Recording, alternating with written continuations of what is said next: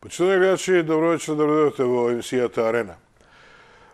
Ние, новинарите и често пати јавноста, спортските работници, спортистите и така натаму, често пати знаат да кажат политиката надвор од спортот. Демек, кога ќе се вмеша политиката во спортот нема ништо. Меѓутоа, последниве неколку дена сме сведоци на еден пресудан, не верувам дека некогаш нешто вакво се случило, а тоа е финалето помеѓу АЕК и нашиот Металург, кој што Металург првиот го доби во Атина. Алкалоид, се извинувам. Алкалоид го доби во Атина, требаше да биде, што се вели, јагода на шлагото да згора одека во Скопје, да се промовира пред скопската публика шампионот. Меѓутоа, се случи што се случи. Атињаните не излегува на терен, од причини кои само не им се познати. Ќе да поразговараме вечерва за тоа. Мој вечерашен гостин е Стојан Петрушевски, поранешен селектор, сегашен актуелен, иначе тренер на голманите на Вардар. Не сакав, разговарав со Кирил Лазаров, меѓутоа и сакав да гостувам малку раат за се ова што случи. Намерно го пролонгирав неговото гостување во емисијата. И меѓутоа не помалку компетентен е Стојан Петрушевски, бидејќи водел репрезентација, знае како и да тие работи, водел клубови и Столе, прво да кажам добро вечер, добро дојде во емисијата Арена. Дали паметиш во твојата долгогодишна ракометна, прво како играч, па потоа како тренер, па како селектор, дека вакво нешто се случило? Добро вечер, Петар. Добро вечер до гледачите на ТВ Сонце. Благодарам за поканата. Јас сум долго време во ракометот, скоро целиот живот. Да, вакво нешто до сега нити памтам, нити се сеќавам дека се случило во ракометот. Така да ова е за прв пат едно финале да не се одигра. Смешно беше образложението на АЕК.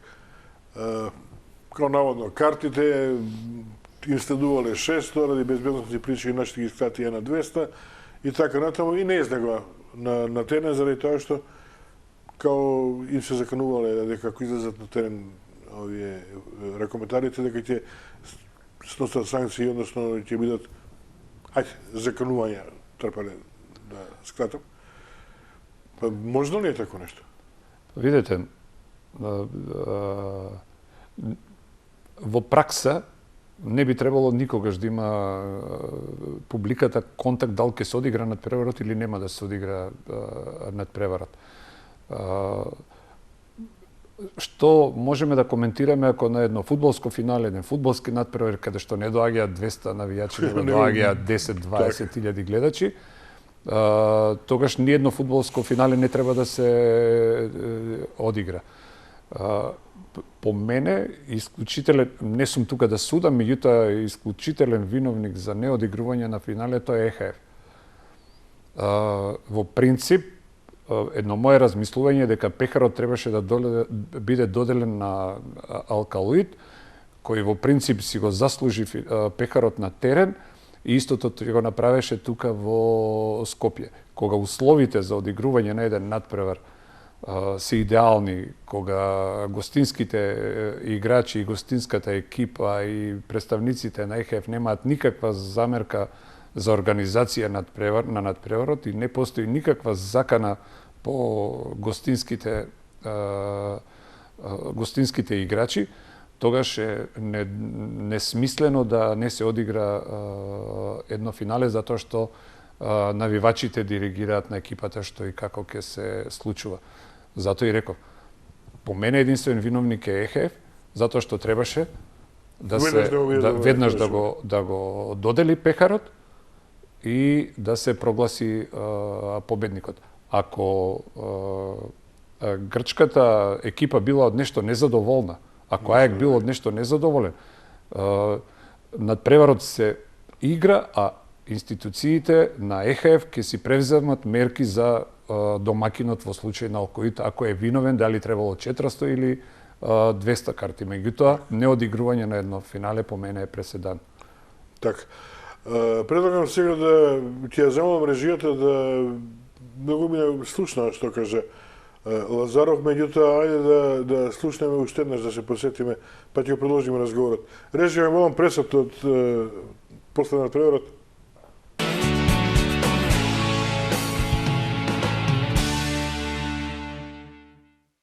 За да може да започнеме. Ако е се во ред, и со тонот, колеги сниматели, така, ви благодарам. Почитувани, добар ден и добре дојдовте на оваа пресконференција пред реванш финалниот надпревар во Европскиот ЕХФ куп помеѓу Алкалуит и Атински АЕК. Предпоставувам добро го знаете резултатот од првата средба во Атина. Победа од 4 голови разлика за Алкалуит, па сега ни следат и последните 60 минути од овој финален двомеч. Некако пред и по секоја пресконференција, односно најавна и она понад преворот, се надевавме дека ќе стигнеме до овој пролетен дел од Европскиот ЕХФ куп, ќе стигнеме до самиот крај и некако се случи да стигнеме до ова, да кажам, цел. Може би потајно се надевавме, но верувавме во квалитетите на Алкалуит. Нашата спортски ракометна јавност уште еднаш покажа дека ракометот е спорт број 1 и дека го сака спортот, а за тоа секако сведочи и фактот дека билетите беа разграбани во рекорден број, да кажам. Овој пат надпреворот затоа и ќе се игра во Борис Трајковски, не во домот на Алкалуит во Автокоманда како претходно. И таму посетата беше одлична, секогаш исполнети трибини пред надпреварите. Ја знаете секако импресивната серија на Алкалуит во ова надпреварување, 9 победи, 1 реми, 1 пораз, двојни победи во првите 3 рунди, победени Драгуна Скала и Педа, потоа екипата на Вест Виена, Бриксен, реми на гости против Баја Маре, победа од 7 разлика дома. Потоа дојде еден силен норвешки тим како Рунар, победа од 5 голови на домашен терен, пораз од 5 во Сандерфјорд и едни драматични пенали по кои Алкалуит успеа да се пласира во ова финале и уште еднаш 25-29 на првиот надпревар со АЕК во финалето. Очекуваме добра атмосфера, како што кажав, ќе има полни трибини. Еден апел од клубот до сите навивачи кои ќе бидат присутни во недела во 20:30 часот во Борис Трајковски, да се навива одговорно, да се навива спортски, джентълменски, да се подржи Алкалуит, да нема некои несакани моменти кои ќе нарушат атмосферата на овој надпревар. Нека биде еден спортски спектакл, да мине се во духот на ферплејот. Малку удолжав, знам.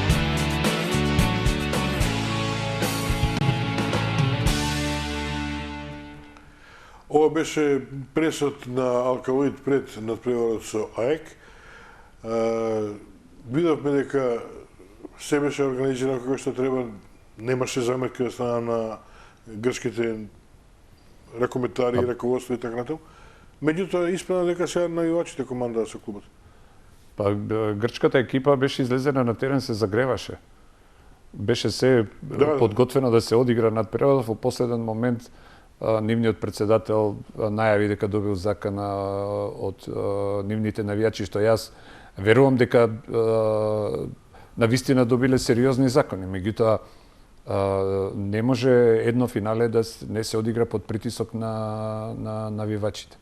Реков и пред тоа дека надпреварот требаше да се одигра, а ЕХФ да суди по надпреварот што не е добро. Дали Алкалуит не дал доволно карти, дали се случувале некои други работи кои што ние не ги знаеме, меѓутоа атмосферата во салата беше прекрасна.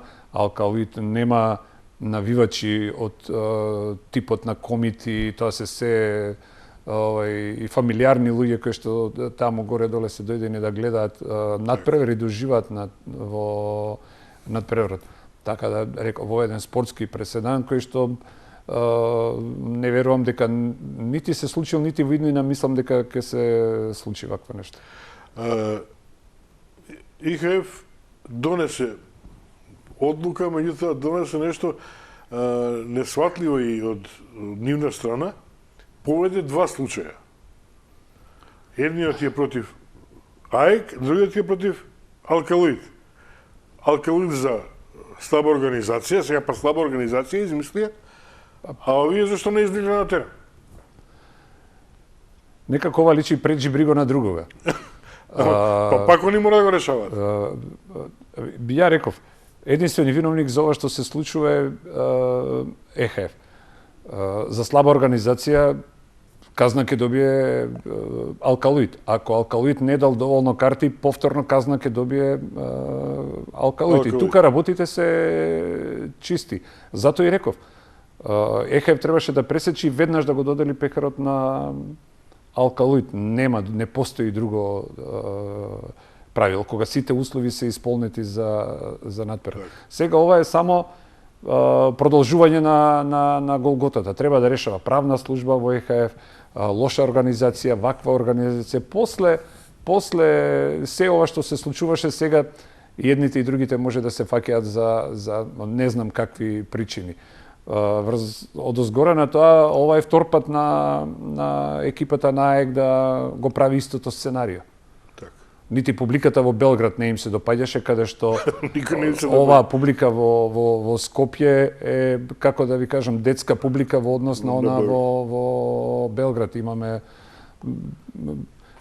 не знам колку пати играно во Белград, имаме надпревари кога се мирни и кога нема публика. На Партизан сме играле надпревари кога ќе дојде цела фудбалска публика во сала и тогаш е многу навистина тешко да се игра надпревар. Меѓутоа, за публиката си има кој е одговорен. Тука е МВР, тука е редарска служба, кои што треба да ги обезбедат.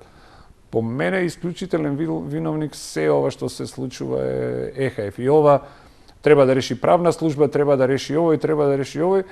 И ако направиме паралела кај оди фудбалот, кај оди кошарката, се ни е јасно кај оди ракометот. Така. Според моето скромно мислење, постојат две работи кои што следуваат после ова. Или,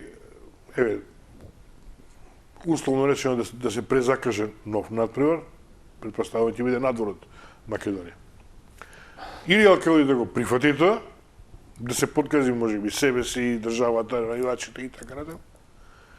Или да му се додели пекарот, извините Грци, победник и Алкалоид.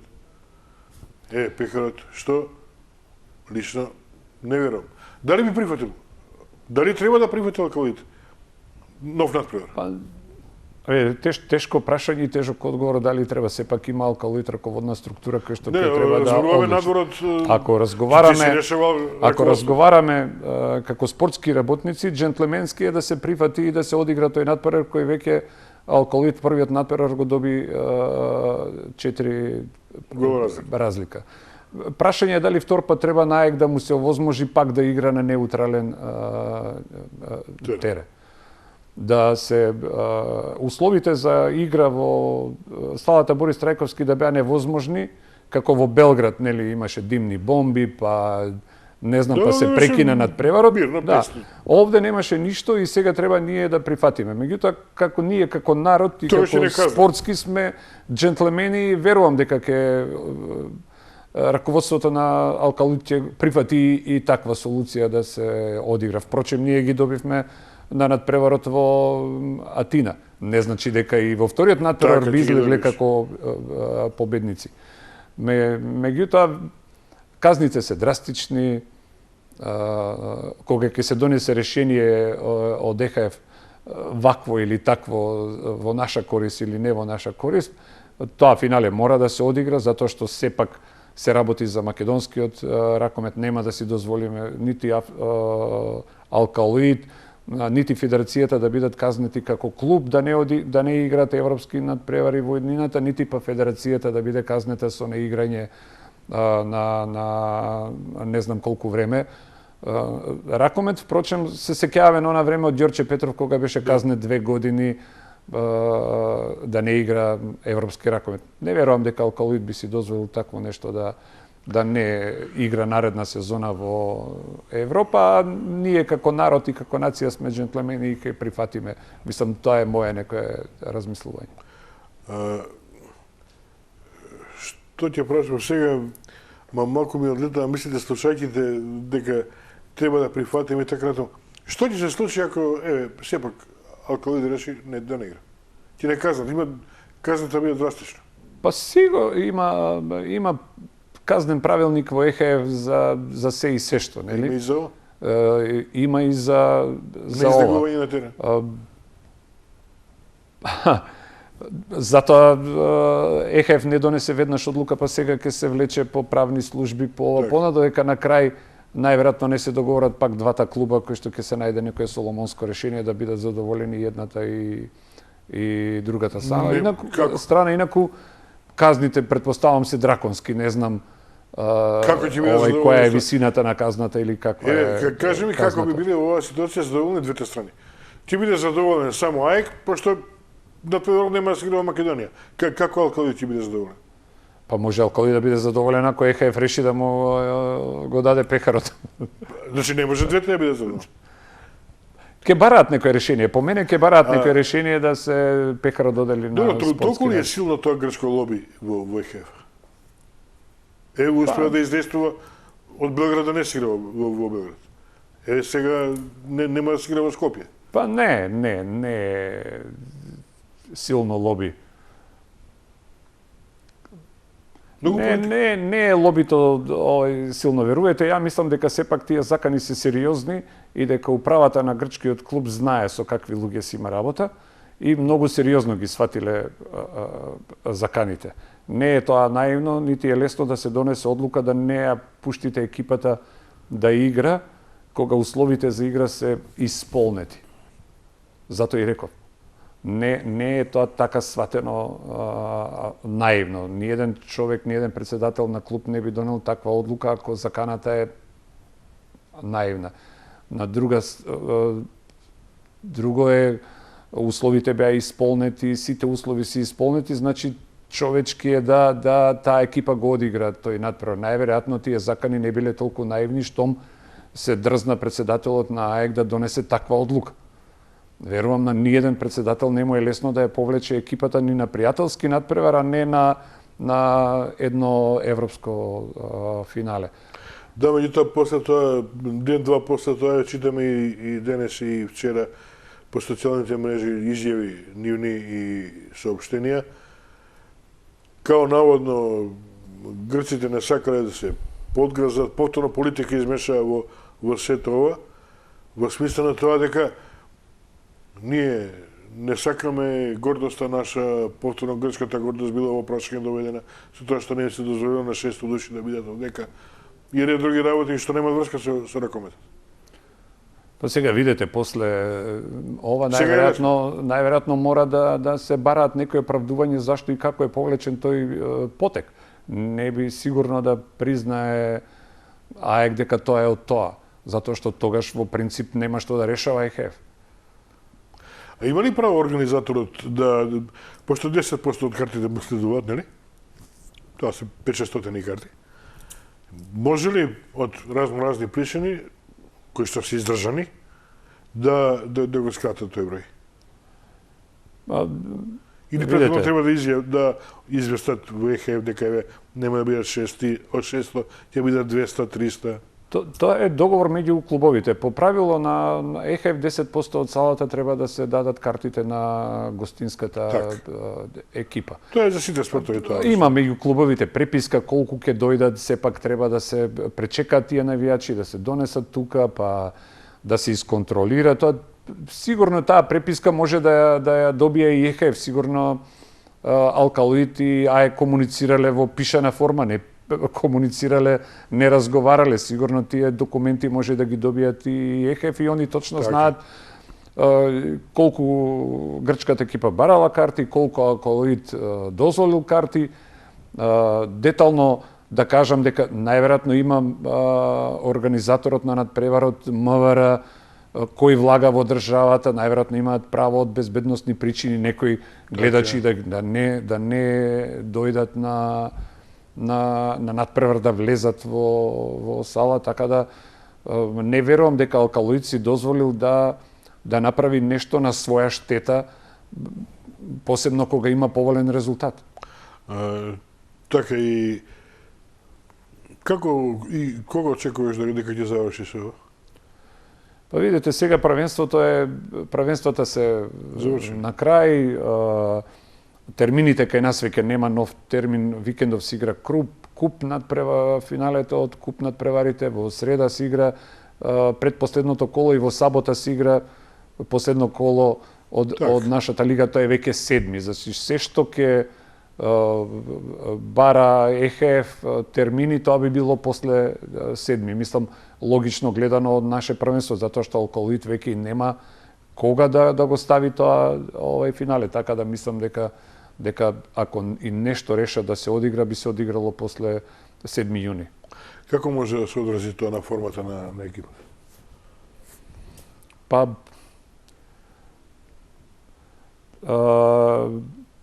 Симилар коментар, знаеш дека што ќе заврши првенството, некако се спласнува, нели? Знаете како, емоција и долги години ја играме лигава и долги години овакво, кога ќе е на крај и се најбитните надпревари се решава и титула, и куп, и се, тогаш играчите се и презаситени, и уморни, и ситни повреди, и вакви повреди, и кога едва и чекате да заврши се ова, најверојатно ќе се осети тој пат на форма во екипата на Алкалоид. Меѓутоа сите се млади играчи и не би требало толку да се одрази. Меѓутоа знаете кога го чекате тоа финале, кога се темпира форма, кога се прави цела еуфорија и некој да ви ја скрати радоста и среќата, не е исто доживувањето после 10 или 15 дена, после сите овие турбуленции што се случуваат околу ова финале. Сигурно ќе се одрази, меѓутоа инатот ќе проработи поголем инат, ќе биде сепак пак некој ризичен надпревар, претпоставам дека ќе се одигра некаде на неутрален терен, така да тоа е единствено логично во Софија, каде може да се решение. Најблиски ни за едните и за другите. Сега видите, ако се шалиме, ја мислам дека да може Алкалоид да одигра и во Атина уште еден надпревар, пак ќе ги добие. Добро, на терен покажа нашите коментари дека се подобри во секој случај. Па како сака сега нека биде веќе? Ова изгуби смисла, изгуби драж. Да, спортски е да се одигра тоа финал. Нели е спортски е да има победник овој куп и спортски е на терен да се освои пехарот. Алкалоид ја заврши половина работа. Штета е што овие млади дечиња им се скрати можноста да подигнат европски пехари, да го почувствуваат тоа задоволство и да растат како играчи. Сепак е европско финале, па било какво да иде челендж куп е европско финале. И е многу за нас како и држава и ракометна нација сепак е уште еден трофеј за освоен куп е убаво. И една добра работа што најголемиот број од играчите се репрезентативци, па знаат го почувствувале што значи да изгубиш и да победиш, и да те украде судија и да те и политиката ти се измеша во Да, меѓутоа едно вакво искуство да не се одигра финале. И тоа е некако почувствуваат. Да, не верувам дека некогаш ќе се случи. Што има ново во Вардар, малку да свртиме тема од Алкалоид, ќе видиме што ќе се случи во секој случај. Грците што наш покажаа дека ајде скратно толку добро соседските односи. Што има ново во Вардар? Се спремаме за куп. Утре патуваме за Охрид. Во Охрид се игра Final Four од 4 најдобри македонски екипи играат куп надпревар. Не очекува нас тежок надпревар во сабота со Алкалоид во 17 часот. Тоа е едно полуфинале, второто полуфинале е Пелистер Охрид и што еден неизвесен надпревар. Очекуваме дека ќе бидеме победници и ќе го играме финалето и ќе го освоиме купот. Впрочем, Вардар секогаш атакувал на на титули, на двете титули и на куп и на првенство. Во среда не очекува натпревар со Кавадарци, нормално седми сабота не очекува натпревар со Пелистер кој што ќе решава кој ќе биде шампион оваа година. Ние сме во некоја пол позиција, го играме дома натпреварот, ние одговара и нерешен резултат и победа, на Пелистер му одговара само победа, така ќе биде еден Притисокот е на нивна страна. страна. Притисокот е на нивна страна, меѓутоа ќе очекувам нормално победа за нашата екипа и еден неизвесен дуел, интересен натпревар кој што нормално да заврши во наша корист. Сега да те прашам, ти се им простиш, се познаваме долго и затоа мина веднаш на Перту. Кажи ми, беше селектор, па беше тренер, сега си тренер на голмани. Чувството да создаваш своји наследници е убаво или е, како ви кажа, се од селектора да се тренер на голмани, или е можда не да некој деградираш? Не. Јас сум 30 години во Вардар, од 94-та. Знам дека си во Вардар. Да, сум, таму завршив играчката кариера и после продолжив тренерската кариера. И како да ви кажам, мене Вардар ми е дома, Вардар ми е мој клуб и не ми пречи било што да работам во Вардар. Вардар ми даде да бидам и селектор, и да го водам Вардар, и на јуниорски категории да бидам овој селектор. Доаѓаат... Мина се што може да се помине. Да, така да практично сум работел се во Вардар, од најмалата категорија до сениорскиот тим. Сега сум тренер на голмани. Сите сме во функција на Вардар, на клубот, да освојуваме титули, па дури и тие луѓе кои што се во канцеларија, колегите кои што работат со пионери, кадети, сите имаат некој свој допринос, нели, за кога се наредат коцките, сите имаат свој допринос во успехот на Вардар таков како што. Така да мене воопшто не ми пречи. Го сакам Вардар, таму е мој клуб, цел живот таму, скоро е поминав својата кариера, така да ете. Каква е голманската иднина на Македонија? Па ние секогаш сме имале добри голмани. Да го врзам во една реченица. Да. Ние секогаш сме имале добри голмани. Македонија никогаш не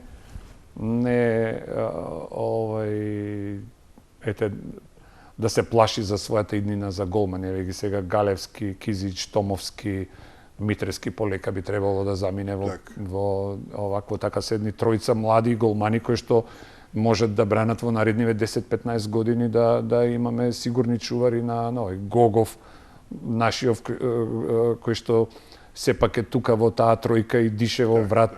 Е четврти поред овој голман кој што чека А Митрески не го дава местото во репрезентација, што правиме со него? Молим? Митрески не го дава местото во репрезентација, не попушта. Па, знаеш како, нема стари и млади, има лоши и добри. Додека е добар и додека е корисен во функција за репрезентација, тоа е тоа. Младите голмани може само да учат од неговото искуство. Како чекаш руски голман Лавров?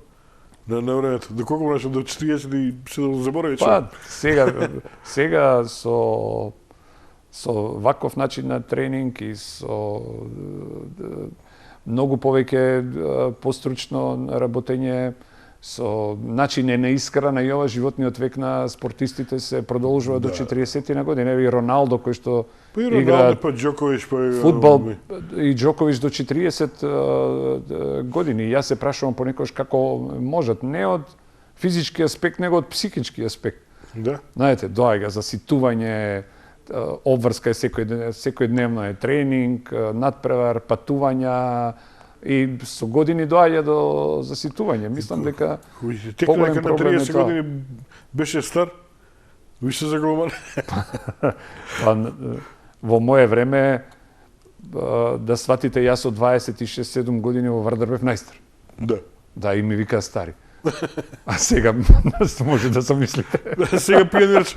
Сега бил пионерче. Да. И убаво е да создавате млади играчи и талентирани, многу убаво задоволство е да се работи со деца и можете да им пренесете од не само јас, него и други тренери кои што работат со млади категории, од нашето акумулирано знаење да пренесете и е посебно задоволство кога ќе создадете генерации кои ќе ги гледате како играат, а они ви враќаат со тоа што ве почитуваат и тоа е некој круг кој што треба така да се... А што е сменето од пред 10 години до сега? Ајде постручно, кои се тие новини кои што се внесени можеби во голманскиот дел зборувам од? Има ли тука, може ли да се внесе нешто? Па секогаш може да се внесе. Видете, голманите се 50% од екипите. Значи, ние можеме да понекогаш исто екипи, ако голманите на едната екипа или на другата екипа имаат ден, тогаш победува таа екипа што има подобар голман. Сега многу прашањето се зашто? Зашто е тоа така? Затоа што ние многу повеќе работиме индивидуално со голманите. Значи, нашата работа е индивидуална. Работиме Јас имам тројца голмани и работам само со тројца голмани и работиме индивидуално. За првата екипа така да работи секој играч индивидуално треба многу време, многу простор. Некогаш надпреварвачкиот ритам не дозволува со екипа да работите посебно со бекови, посебно со пивотмени, посебно со крилови. Тоа изискува многу време. И вие како тренер на една екипа немате толку време да работите така со екипа, додека ние тренери на голмани имаме време. Ние сме тројца, имаме посебен режим за теретана, ќе дојдеме пред екипата, еден час ќе направиме посебен голмански тренинг со сите наши специфики, дали е издржливост, дали е брзина, дали е некои други вежби. И на крај на сето тоа доаѓа една анализа на надпревар на секој играч, посебно кај шутира, како шутира, од контра, од вкрстување, од 6 метри, така да има многу информации кои што ние порано сме ги немале.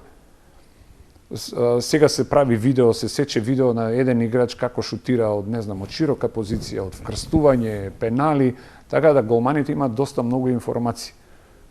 Сега нормално. Многу треба да заработат. Да, нормално треба да има и талент и да ова, меѓутоа сега е малку по-лесно да се сними противникот, да се работи, така да мислам дека индивидуалната работа допринесува да имаме голманите не случајно се вика голманите дека се 50% од екипата. Таа индивидуална работа да допринесува да они се малце повеќе експонирани него ракометарите.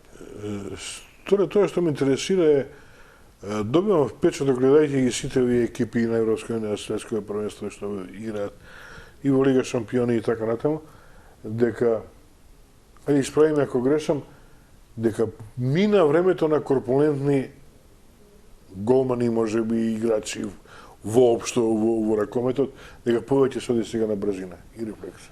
Па види, на корпулентни голмани не баш минува, уште ги гледаме дека има корпулентни да. Меѓутоа времето на корпулентни играчи се смени. Со промена на правилата, со брз центар, се смени и изгледот и типот на играчите морфолошки, антрополошки, како го сакате да земеме. Сега се повеќе играат играчи кои што се атлетски градени, многу брзи, лесни, подвижни, помина времето на Русија, на Романија, кога има тешки корпулентни статички игра. И за мене тоа е подобро. Ако се вратиме поназад кои беа светски, европски прваци, Источна Германија, Русија, Романија има успех. Сега Данска, Шведска се некои носители на овој нов модерен ракомет. Со доаѓањето на Лазаров за селектор, беше направен еден обид Македонија да го фати приклучокот со оние земји што играат брз ракомет, брз центар и така натаму. До тогаш ми се чини игравме помалку старомодно, впрочем како што игра и сите други, нели? Меѓутоа касневме, доцневме за другите. Го фативме ли конечно тој приклучок? Па да, ние мораме да се сетиме дека играше Столе Стоилов кој што игра во еден правец, игра напад не одбрана не игра. Так. Значи морате една измена. Кирил Лазаров игра напад одбрана не игра, тоа се веќе две измени. И вие не можете со тие две измени да играте брз ракомет и да сакате. Они беа во тоа време кога се играше таков ракомет, меѓутоа репрезентацијата не може да игра таков ракомет кога вие правите две измени. Практично мора да влезе Столе, мора да влезе Кире, па да вие почнете напад. Така. И чеки. Така да сега на Кире му има многу полесно. Прво имаме една млада репрезентација, не сакам да мешам искусни, неискусни. окей. Ова ти си репрезентативец, дали си 16 години или 36, тоа си. И мораш да одговориш на што ова, меѓутоа условно речено, имаме една млада репрезентација која што и Кире знае, не од вчера, Кире знае дека што и како треба да се прави, и со овие млади ракометари може така да се работи и може така да се испрати тој стил на играње. Нема да се мешам во резултат кој што сме го направиле, меѓутоа морам да кажам дека ние не се посрамотивме на ова првенство. Ние беше убаво да ја гледаме нашата репрезентација како игра. Ние знаеме кои се можностите на нашата репрезентација. Се што е подобар пласман е супер успех. Меѓутоа се носевме со сите репрезентации, игравме убав, допадлив ракомет. Сега мора да влеземе па во други анализи, какви надпревари они играат, каква лига имаат, каква лига имаме ние, кај играат нивните репрезентативци, во кои екипи, кај играат нашите репрезентативци. Тоа се склоп од многу ситуации, меѓутоа генералниот впечаток е дека ние на ова првенство ставивме добар впечаток настрана на пласманот што го направивме. Првпат се фатив себе си да кажам, ако изгубивме, важно ме задоволи со играта. Често пати зборам, не ми треба победа ако е извојувана, не знам, во неатрактивен, во некако... Победа е победа, во секој случај убаво ако ќе победиш, меѓутоа што победата ако не си задоволен со играта на крајот криштал. Знаете, кога ќе отидете на надпревар, нормално ние си ја сакаме нашата репрезентација, си навиваме за нашата репрезентација, меѓутоа ако играте против една Данска која што знаеме што е во ракометот и изгубиш, ама ако дадеш отпор и се бориш, искочуваш од надпреварот задоволен и горд. И тоа е најубавото чувство кога јас секогаш им кажувам со сите што сум работел. Дај се од себе на надпревар. Значи да бидеш ти задоволен, да знаеш дека ти си дал максимум. И тогаш и јас сум среќен, и публиката е среќна, и сите се среќни, зашто си знаеме дека тоа ни е максимумот. Ако се е под нешто тоа значи дека не е тоа. Тоа нас ни се случуваше, не дека ние не сакавме така, меѓутоа едноставно не може. А сега е просто сите гледаме и сите сме задоволни од она што... Не знам кој беше, ми се чини беше Минески селекторот на фудбалска репрезентација гостен, и му постави прашање дали сакаш екипата да тира добро да загуби или да игра слабо, а сепак да победи. Одговори дипломација дека победа, нели? Останува резултатот, меѓутоа останува и сеќавањето на играта. Но ние што гледаме, победата е победа во ред, меѓутоа може да очекуваш ред победи, ако играш добро, нели? Ако си победил една... Секогаш е убаво да се победи. Надпревар тренерите посебно ги чува резултат, ништо друго не ги чува. Публиката сега е едуцирана спортски, знае што гледа, знае како гледа и знае да направи добра критика, дали е тоа добро или лошо. Не може да навлезе во детали тактички или овона, меѓутоа знае да процени што е добар ракомет, што е ќе ги генерализираме работите, знае да процени што е добар надпревар, што е лош надпревар, дали екипата дава максимум или не дава максимум, на што е човечки да погледаш. Оваа репрезентација на Македонија има добри 5-6 години најмалку заедно да игра, можеби. Па и повеќе. Па и повеќе. Па и повеќе, со некои измени, Меѓутоа, најверојатно и повеќе. како се, со тоа што си во Вардар, ја следиш работата и на другите, нели, и клубови, и во самиот Вардар, да не зборуваме и така. Веќе се менували сликата на македонскиот ракомет? Да. Да, јас сум сведок на повеќе првенства, мислам дека последниве неколку првенства се многу поквалитетни. Од она време кога почнувавме, кога се одвои Македонија, Так, тогаш да. имаше навистина добар ракомет. Вардар, Пелистер, имаше силни екипи ресен. Сега во последниве години се направи некоја основна од 4-5 екипи кои што навистина вложуваат и имаат фин квалитет и мислам дека до година нема да биде така лесно да се освои шампионска титула.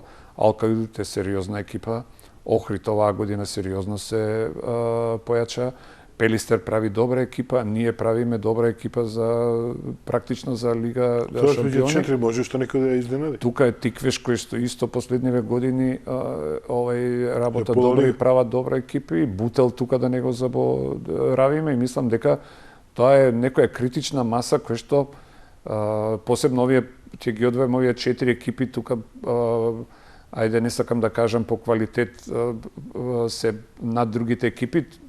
Тиквеш и Бутел играат добар ракомет, млади играчи, меѓутоа може да изненадат, се сеќавате кога ние загубивме во Кавадарци и практично изгубивме титулата.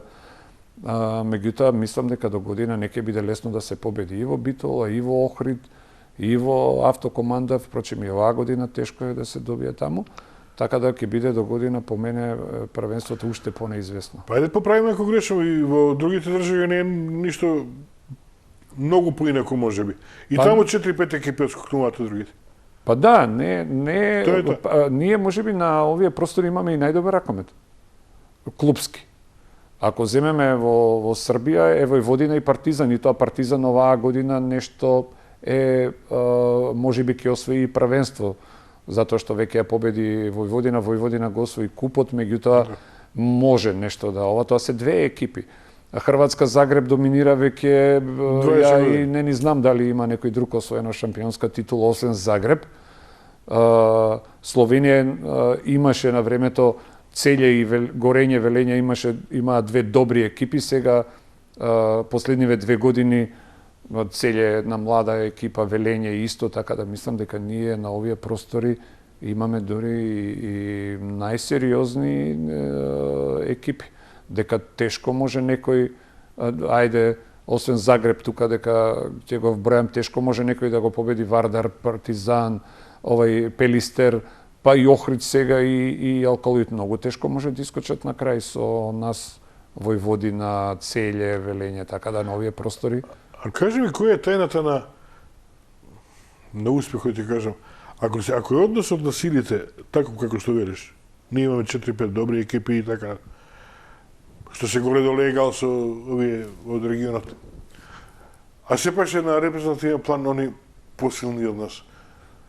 Кој е тој дисбаланс сега што се Дисбаланс.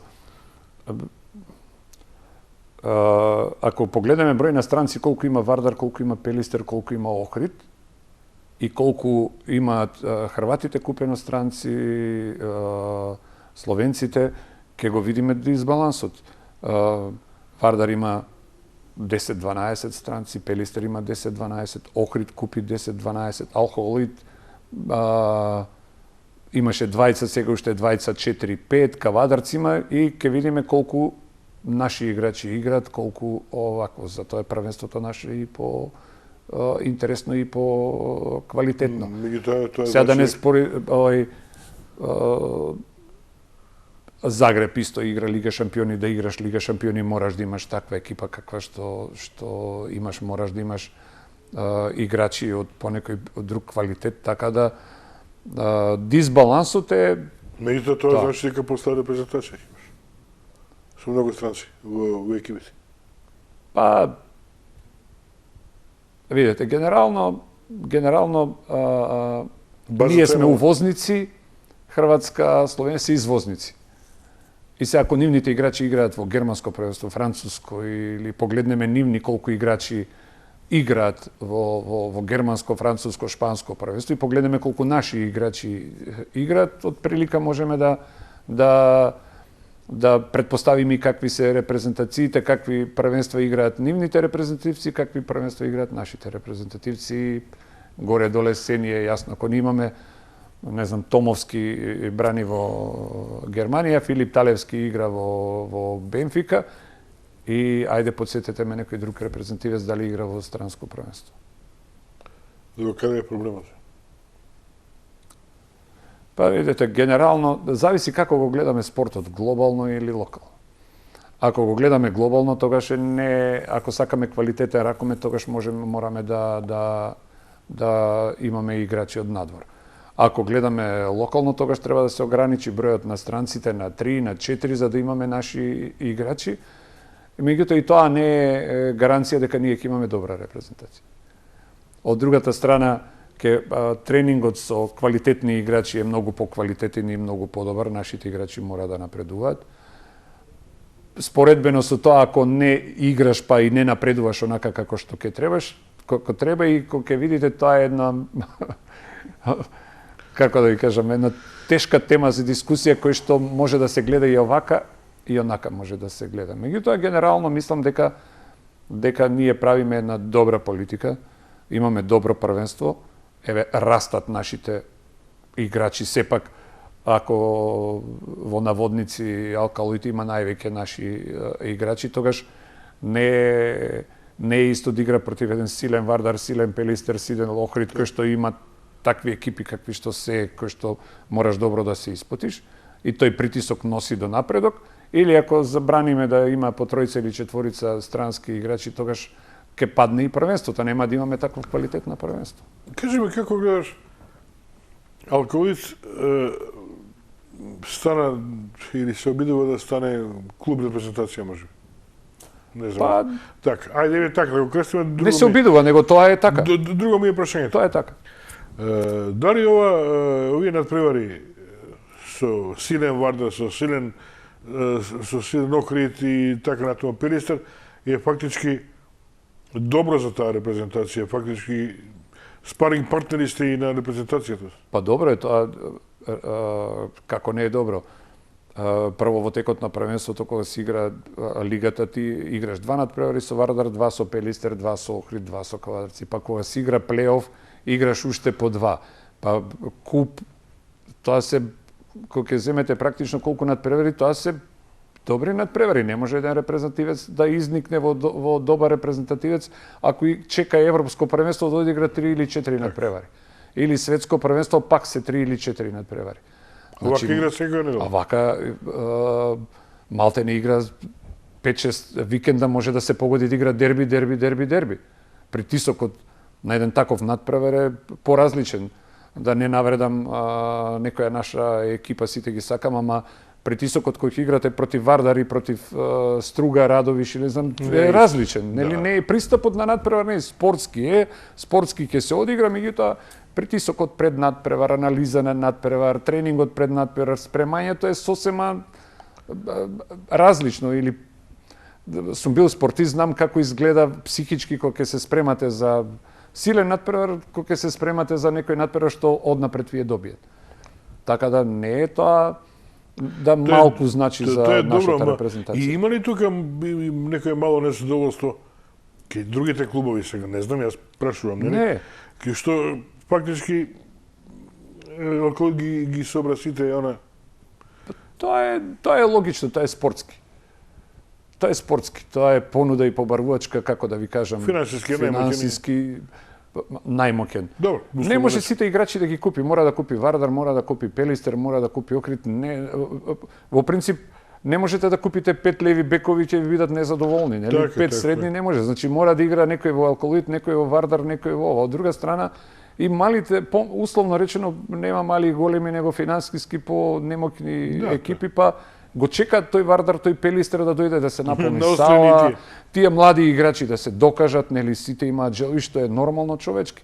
Да одиграш добар надпревар против Вардар, против Пелистер, па ќе те види некој од Вардар, од Пелистер, ќе те земат, ќе ти се пружи шанса, така да тоа е еден подстрек и за тие играчи екипи кои што се практично создадени од повеќе македонски играчи да ги видат додека се млади и да напредуваат во кариерите.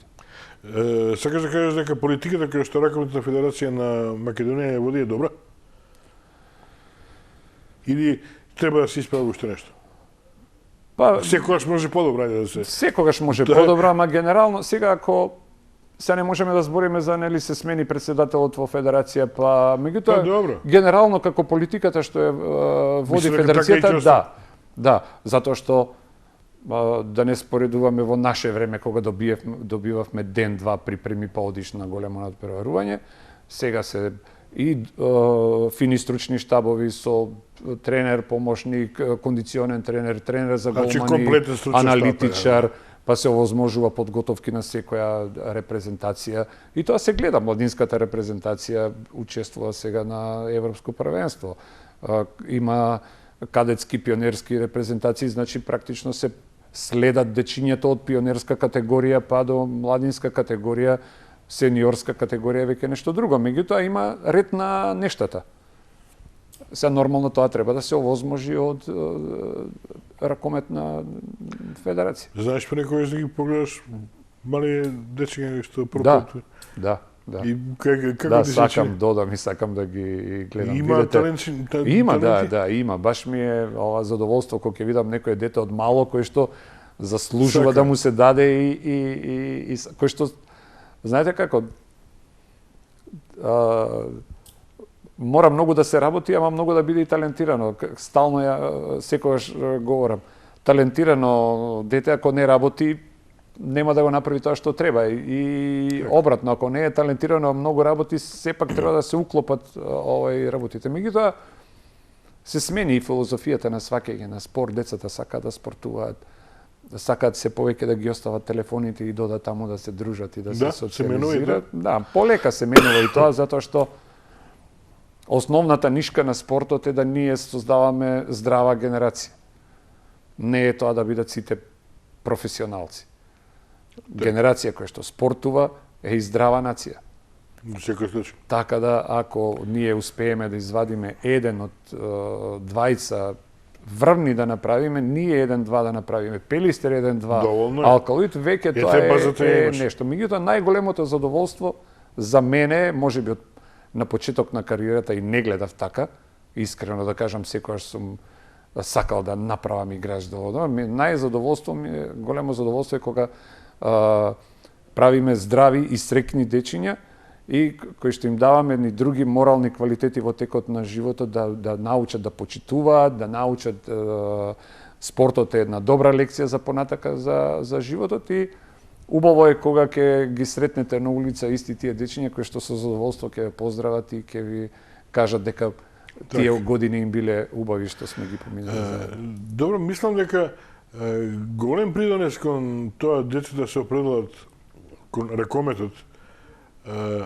и сменетата можеби финансиска ситуација, барем во овие неколку клубови кои што ги споменавме, и доказот дека и од ракометот може убаво да се живее, можеби не се прават договори како во фудбалот, меѓутоа се прават сосема солидни договори. Да.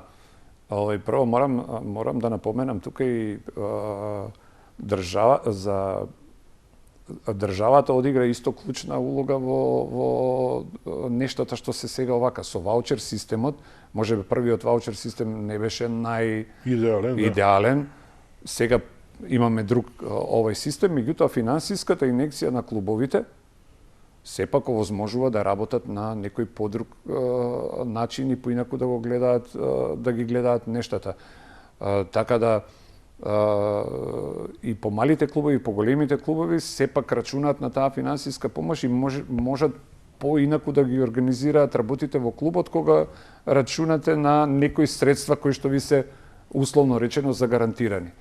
Така да и тоа допринесува да се работи и со тие младински категории, нормално да тренерите си добиваат своја финансиска надокнада што овој да работат, така да една добра стратегија за спорт од државата во моментот, добра работа на федерацијата, нормално се пренесува и по клубовите да тоа функционира онака како што треба. Така да тоа е комплетно нешто кое што не може едно без друго.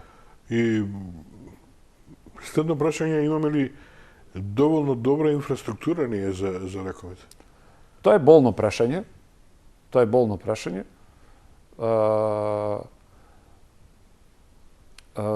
Мислам дека се уште не сме на ниво да имаме добра инфраструктура. Имаме неколку сали кои што се добри и на прсти можеме да ги изброиме, меѓутоа повеќето сали сакат сега се реновираат неколку Радовиш салата се реновира, ги имаме Јане, Борис Трајковски, Расадник се реновира, да го пофалиме нашиот колега и министер за спорт Борко Ристовски, дека еден спортист кој што седи на такво место сигурно ги знае проблемите. Меѓутоа, мислам дека уште треба да се вложува во инфраструктура за да тоа изгледа онака како што треба. Меѓутоа, сме на добар пат да и тие проблеми полека се решаваат еден по еден, не може преку ноќ ништо да се реши, меѓутоа се подобрува инфраструктурата и мислам дека наскоро ќе имаме децата и клубовите ќе имаат убави услови за тренинг и за работа. Порано во Расадник играш? Па ја почнав во Расадник. Таму и ќе завршам. Таму и ќе завршиш најверојатно, па добро дома. Да, дома, да. Таму дома таму почнав и пошто често речиси секојдневно поминуваме тука убава сала стаклена, практички со осветлена, многу изгледа. Па и јас поминувам, ја гледам, фино се работи, се надевам дека ќе се преселиме. Колку е практично тоа стакло надворно, стакло ли е? Па да, зашто убаво е, знаете како, ние имаме проблем вечето во Македонија со грејење на салите, така да тоа стакло ќе биде... И со публиката имаме проблем. Па не, мислам дека веќе го поминавме тоа кршење на стакла и ова. Меѓутоа, фино е да се вратиме во својот дом, фино е да се врати Вардар да има своја сала, заслужува и кисела вода да добие еден убав објект. И како уште еден нов објект сигурно не е на одмет кој што ќе биде сигурно модерен со сите услови, така да ете. Па ова ќе биде четврта, пета села во Скопје.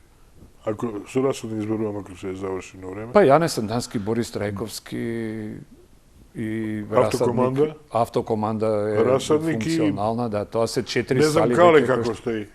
Па да ви кажам искрено, откако се преселивме во Јане, нема, ма тоа се некои десетина години, може би и повеќе, не сум штета тоа е отишол да ги видам. Знам дека е под Кошаркарска федерација и дека таму се игра сега само кошарка, меѓутоа се надам дека и на Кале ќе дојде време. На крај на криштата Кале е култна сала, нели? Така е.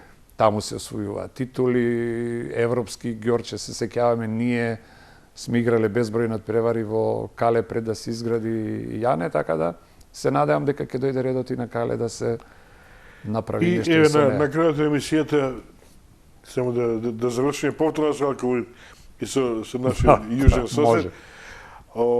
Што очекуваш на крај? Јас кажав, пак очекувам дека надпреварот ќе се преигра и е спортски и е најдоброто решение да се преигра. Каде, како и што треба да реши ЕХФ. Кога веќе ЕХФ не донесе правилна одлука на самиот надпревар да веднаш се добие титулата, сега да видиме како ќе се решат работите. Најмалку се виновни учесниците на терен. Играчите на Алкалоид и играчите на АЕК се најмалку виновни. Услови постоја да се одигра надпреварот, феноменални, фантастични услови, такви услови и таква публика нема ни Европа, и во Европа знаат некогаш да не бидат така мирни како што сме навикнати. Меѓутоа, спортски е да се одигра надпреварот и спортски е пехаро да се додели на терен. И едните и другите го заслужуваат тоа. Не можам да бидам објективен, секогаш сум субјективен. Алкалоид го заслужи тоа и требаше тоа да си го направи дома и стручниот штаб, и играчите, и сите што се во клубот го заслужуваат тоа. Како ќе се реши, само ЕХФ знае. Да, претпоставка дека ќе се преигра на неутрален терен, тоа е најслободско решение можеби во оваа ситуација. Па да видиме. Ајде, да им покажеме дека и таму можеме да ги победиме во секој случај. Ти самиот рече и во Атина ги.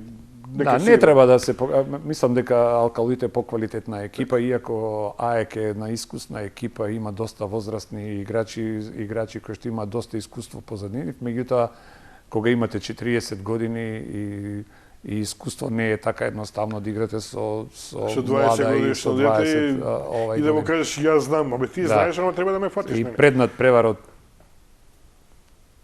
може би, ајде се даваше малце на грците предност, дома играат, имаат искусни играчи, меѓутоа после одиграниот прв надпревар, мислам дека ја што видов на тој надпревар, мислам дека Алкалоид и да игра и на 10 неутрални терени ќе го добие надпревар.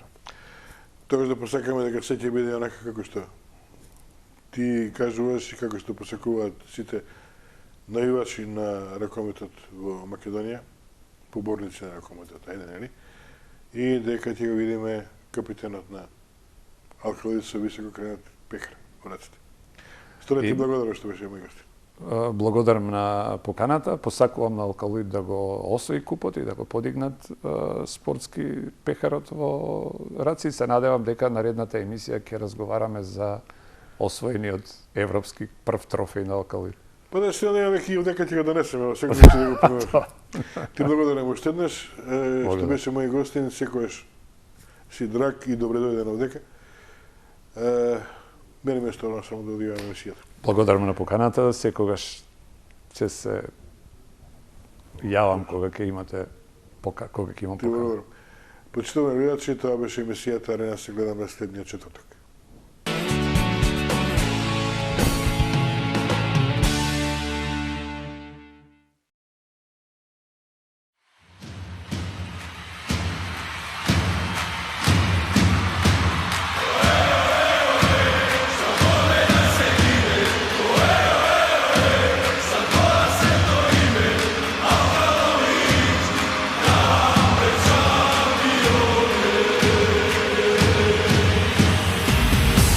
Со срце, играј со душа, нашето име гордо се слуша.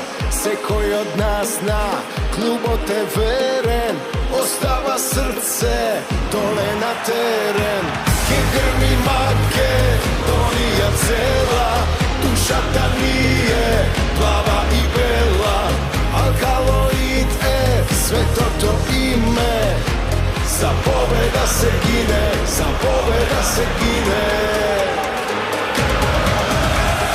Оле, оле, оле, за победа се гине. Оле, оле, оле, за тоа свето име. Алкалоид, напред шампионе.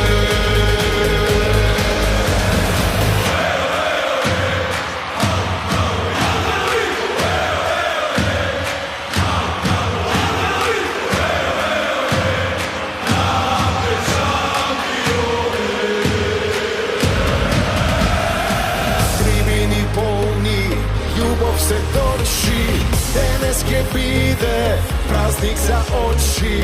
Играјте храбро, херои наши, ништо на светов нас не плаши. Ке грми Македонија цела, душата ни е плава и бела. Алкалоид е светото име, за победа се гине, за победа